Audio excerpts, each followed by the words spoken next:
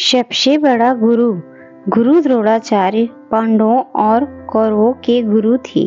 उन्हें धनुर्विद्या का ज्ञान देते थे। एक दिन एकलव्य, जो कि एक गरीब शूद्र परिवार से थे, द्रोणाचार्य के पास गए और बोले कि गुरुदेव, मुझे भी धनुर्विद्या का ज्ञान प्राप्त करना है। आपसे अनुरोध है कि मुझे भी आपका शिष्य बनाकर धनुर्विद्या का ज्ञान प्रदान करें।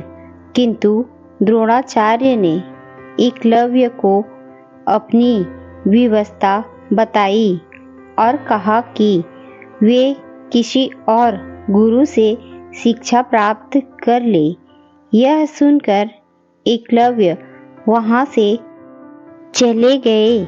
इस घटना के बहुत दिनों बाद अर्जुन और द्रोणाचार्य शिकार के लिए जंगल की ओर गए। उनके साथ एक कुत्ता भी गया हुआ था। कुत्ता अचानक से दौड़ते हुए एक जगह पर जाकर भौंकने लगा। वह काफी देर तक भौंकता रहा और फिर अचानक ही भौंकना बंद कर दिया। अर्जुन और गुरुदेव को यह कुछ अजीब लगा और वे उस स्थान की ओर बढ़ गए जहां से कुत्ते के भौंकने की आवाज आ रही थी। उन्होंने वहां जाकर जो देखा वो एक अविश्वसनीय घटना थी। किसी ने कुत्ते को बिना चोट पहुंचाए उसका मुंह तीरों के माध्यम से बंद कर दिया था और वह चाह कर भी नहीं भौंक सकता था।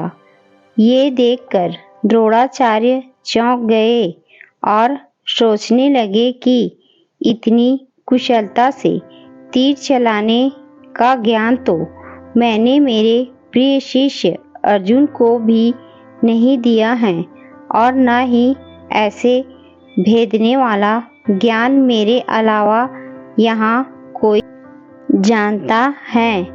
तो फिर ऐसी अविश्वसनीय घटना घटी कैसे? तभी सामने से एकलव्य अपने हाथ में तीर कमान पकड़े आ रहा था। ये देखकर तो गुरुदेव और भी चौंक गए। द्रोणाचार्य ने एकलव्य से पूछा, बेटा, तुमने ये सब कैसे कर दिखाया?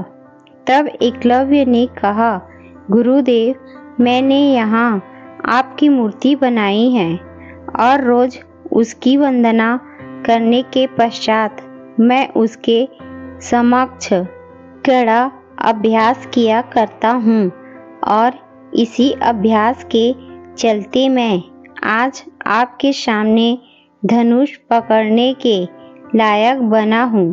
गुरुदेव ने कहा, तुम धन्य हो, तुम्हारे अभ्यास ने ही तुम्हें इतना श्रेष्ठ धनुर्धर बनाया है और आज मैं समझ गया कि अभ्यास ही सबसे बड़ा गुरु है।